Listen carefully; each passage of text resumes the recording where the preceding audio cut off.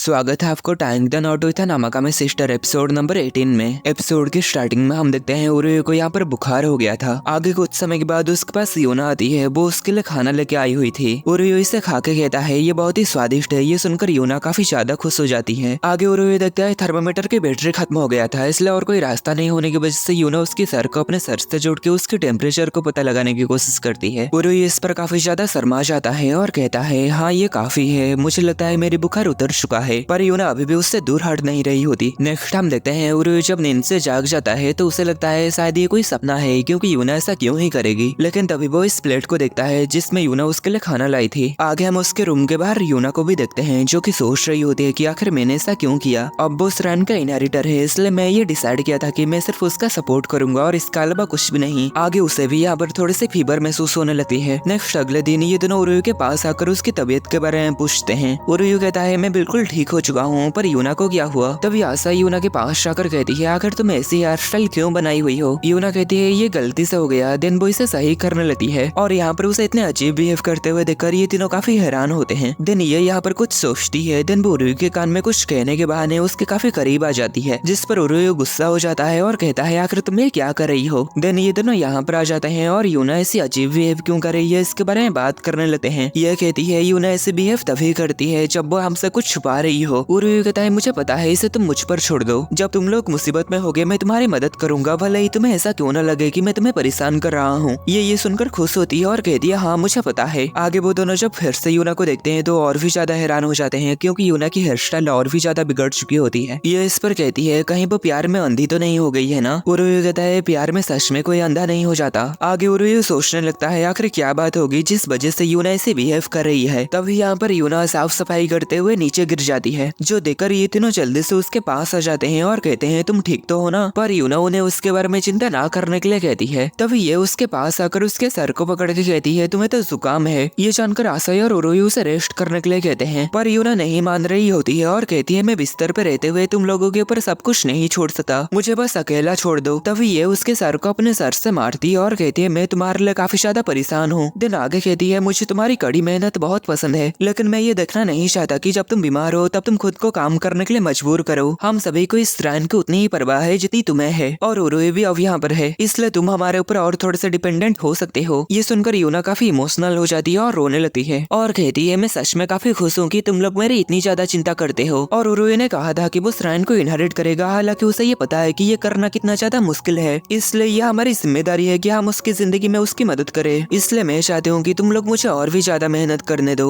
जो सुनकर ये और आसाई उसके लिए थोड़े परेशान होते हैं। तभी उरुयो इसे उठाते हुए कहता है बस करो यार, तुम्हारी कड़ी मेहनत मेरे लिए इसे और भी ज्यादा मुश्किल बना रहा है। यूना उससे सॉरी कहते हुए कहती है हाँ तुम सही कह रहे हो, मैं तुम्हारे लिए और भी ज्यादा प्रॉब्लम्स खड़ी कर रही हूँ। तभी उरुयो कहता है मेरा मतलब ये नहीं था, अगर तुम अभी से और भी ज्यादा मेहनत करने लगोगे तो मुझे भी और भी ज्यादा मेहनत करनी पड़ेगी। तुम्हारा और तुम्हारे बहनों के बीच सिर्फ तुम ही हो जो कि रैन को चलाने के लिए इतनी ज्यादा कोशिश की है। और जब मैंने तुमसे कहा था कि मैं गॉड्स के ऊपर विश्वास नहीं करता, तब सिर्फ तुम ही थी जो कि गॉड्स को लेकर अपनी भावनाएं पूरे खुले तौर से तुम मुझे बताई थी। मैं रैन को इनहेरिट करने के लिए इसलिए राजी हो गया क्योंकि तुम मुझे इसके लिए इंस्पायर्ड किए थे। इस पर ये दोनों भी कहते हैं कि हम भी ऐसा ही महसूस करते हैं। ये सब सुनकर यूना काफी खुश होती है। दिन वो उरुयो के पास जाकर उससे गले लग जाती है और उससे कहती है मैं रेस्ट लेना चाहती हूँ, मुझे मेरे रूम तक ले चलो। दिन वो इन दोनों से कहती है तुम्हें परेशान करने के लिए माफ करना, मैं और ज्यादा काम करने के लिए जिद नहीं करूंगी। दिन वो उरुयो को कहती है जब मैं ठीक हो जाऊंगी तब तैयार रहना, तब मैं तुमसे और भी ज्यादा काम करवाऊंगी। ये सुनकर ये दोनों भी यहाँ पर काफी खुश होते हैं। नेक्स्ट हम रात में देखते हैं यूना यहाँ पर पूरी तरीके से ठीक हो चुकी थी और कल से उसकी न्यू सेमेस्टर शुरू होने वाली थी, इसलिए वो यहाँ पर गॉड से प्रे करने आई हुई थी कि वो फिर से बीमार ना पड़े। और आगे हम देखते हैं यहाँ के गॉड भी उसे ब्लेसिंग देते हैं। नेक्स्ट अगले दिन हम देखते हैं आसाई यहाँ पर बाथरूम में नहा रही थी, तभी गलती से उरुयो यहाँ पर आ चुका था। आसाई काफी शर्मा जाती है और कहती है तुम ये क्या कर रहे हो। उरुयो कहता है माफ करना, मैं अगली बार से ध्यान रखूंगा। तभी आसाई उससे कहती है अगर तुम चाहो तो मुझे तुम्हें थोड़ा सा दिखाने में कोई दिक्कत नहीं। उरुयो कहता है बकवास बंद करो, किसी भी लड़की को एक लड़के के सामने ऐसा नहीं कहना चाहिए। दिन वो यहाँ से चला जाता है और आसाई यहाँ पर सोचती है अब वो कोई मजा नहीं रहा। नेक्स्ट अगले दिन हमें उरुयो का स्कूल का सीन दिखाया जाता है। यहाँ पर मित्सुको कल्चरल फेस्टिवल में प्ले करने के बारे में बात कर रही होती है। कल्चरल फेस्टिवल में जो प्ले किया जाएगा उसका नाम है चेंजलिंग्स। इसमें एक मेन कैरेक्टर प्रिंस है जो कि काफी शर्मीली और एक लड़की जैसी है, और एक प्रिंसेस है जो कि एक लड़के जैसे एटीट्यूड रखती है, यानी एक लड़के जैसे बिहेव करती है। और उस स्टोरी में ये दोनों कैरेक्टर अपनी जेंडर को छुपाए रखते हैं, यानी प्रिंस लड़की बनी रहती है और प्रिंसेस लड़का बना रहती है। और इस प्ले में प्रिंस का रोल करने के लिए मित्सुको उरुयु को चूज करती है। इस पर सभी काफी ज्यादा खुश होते हैं क्योंकि उरुयु सिर्फ अकेला ही इस क्लास का एक लड़का है और वो काफी हैंडसम भी है। पर यूना इस पर थोड़ी सी भी खुश नहीं लग रही होती। आगे सभी लोग उरुयु को प्रिंस बनने के लिए कहने की वजह से उरुयु यहाँ पर प्रिंस बनने के लिए मान जाता है और यूना इस पर काफी ज्यादा परेशान हो जाती है और कहती है तुम ये रोल नहीं कर सकते।